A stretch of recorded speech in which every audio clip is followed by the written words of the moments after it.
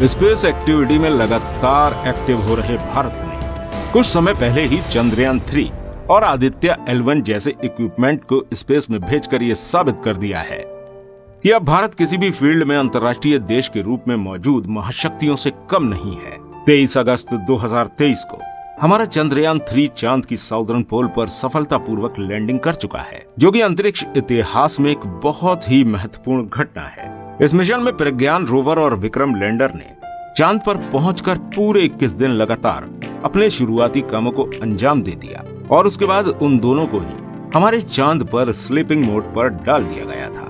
और वहीं वैज्ञानिक सोच रहे थे कि अब पूरे 14 दिन बाद जब सूरज की रोशनी इस चांद के साउथ पोल पर पहुंचेगी, तभी हमारा प्रज्ञान रोवर और लैंडर फिर से स्लीपिंग मोड से बाहर आ जाएगा।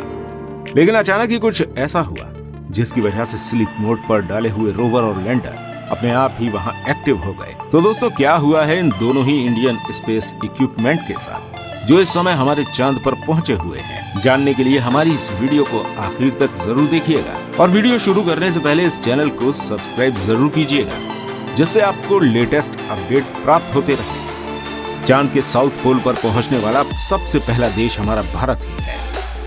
इसरो के वैज्ञानिकों ने चंद्रयान 3 को साउदर्न पोल पर सक्सेसफुली लैंड कराकर इतिहास बना दिया है। लेकिन आपको एक बात बता दें दोस्तों कि नासा को भारत की इस सफलता पर यकीन नहीं हो पा रहा है। नासा द्वारा अपनी तसल्ली करने के लिए चंद्रयान 3 को चंद्रमा के साउथ पोल के आसपास मौजूद अपने सैटेलाइट से वहां डिटेक्ट कर लिया गया, जिसमें वो चंद्रयान 3 और विक्रम लैंडर को साफ तौर पर देख सकते हैं।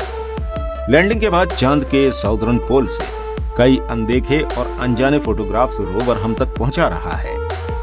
चलिए आपको बताते हैं विक्रम रोवर ने चांद पर पहुंचकर क्या क्या नए कारनामे अंजाम दिए हैं।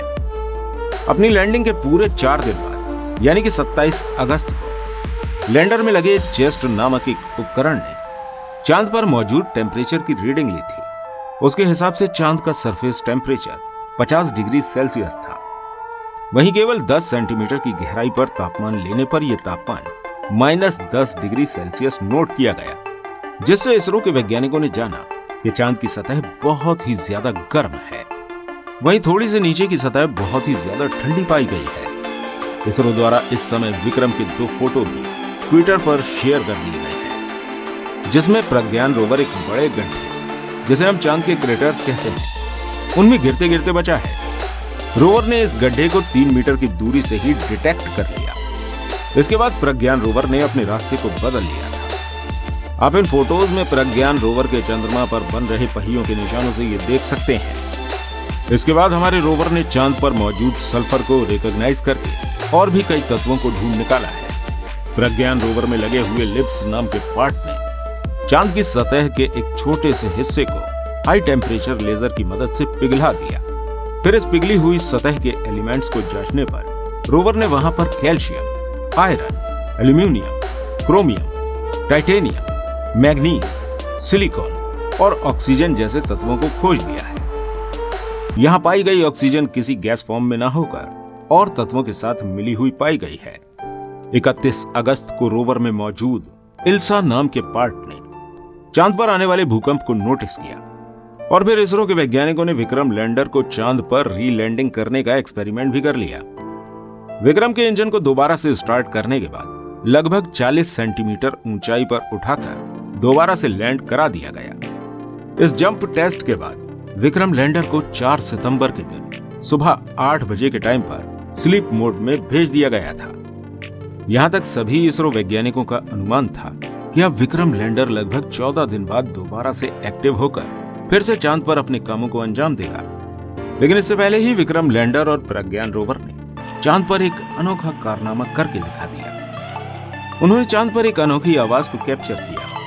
ये एक भयानक आवाज थी जिसे हमारे रोवर ने कैच करके इसरो वैज्ञानिकों तक पहुंचा दिया है। दोस्तों, आपको बता दें, हमारे सौर मंडल में मौजूद सभी ग्रहों में अपनी अपनी आवाजें मौजूद हैं और तो और हमारी पृथ्वी तक अपनी एक अलग ही आवाज रखती है, जिसे हम अपने कानों से तो नहीं सुन सकते हैं।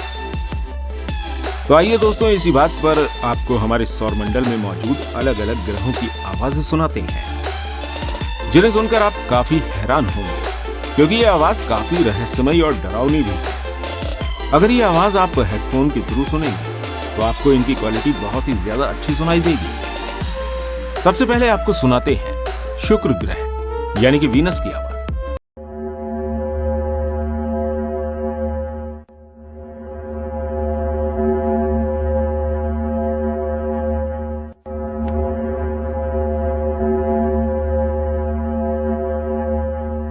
जो काफी शोर करने के बाद हल्की होती हुई महसूस होती है। यह है बुध ग्रह यानी कि मरकरी की आवाज, जो सुनने में काफी इंटरेस्टिंग लगती है।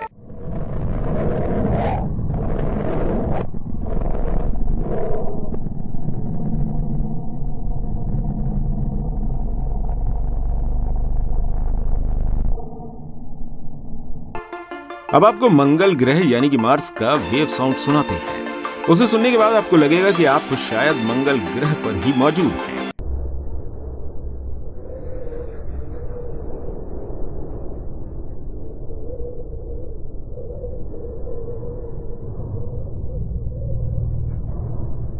चलिए अब ये सुनिए बृहस्पति यानी कि जुपिटर का साउंड।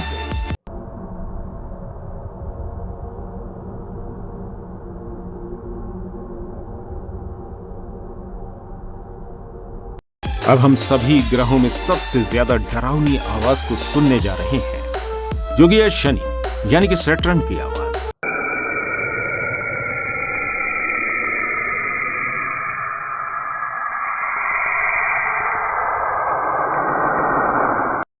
यह है अरुण ग्रह यानी कि यूरेनस का साउंड।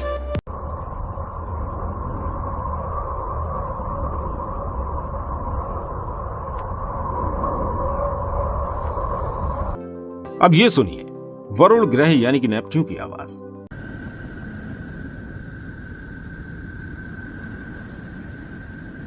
अब दोस्तों बारी आती है हमारे सौरमंडल की ऊर्जा के स्रोत यानी कि सूरज की। यह है सूरज का साउंड वेव।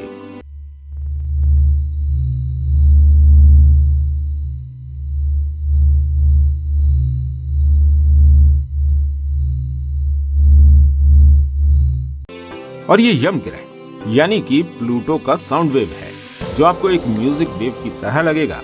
जरा गौर से सुनिएगा।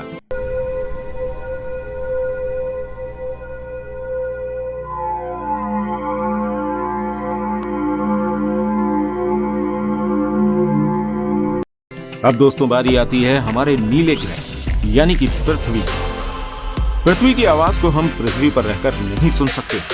हमारे वैज्ञानिकों का मानना है ये आवाज पृथ्वी पर मौजूद 71% हिस्से पर मौजूद समुद्र की आवाज है।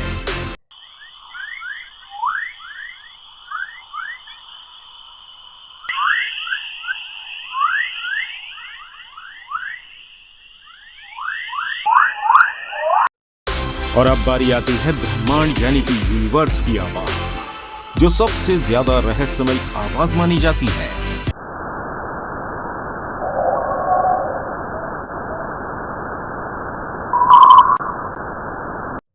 अब आपको हम सुनाने जा रहे हैं विक्रम लैंडर और प्रज्ञान रोवर द्वारा पृथ्वी पर भेजा गया चांद का साउंड वेव, जो काफी रहस्यमय है।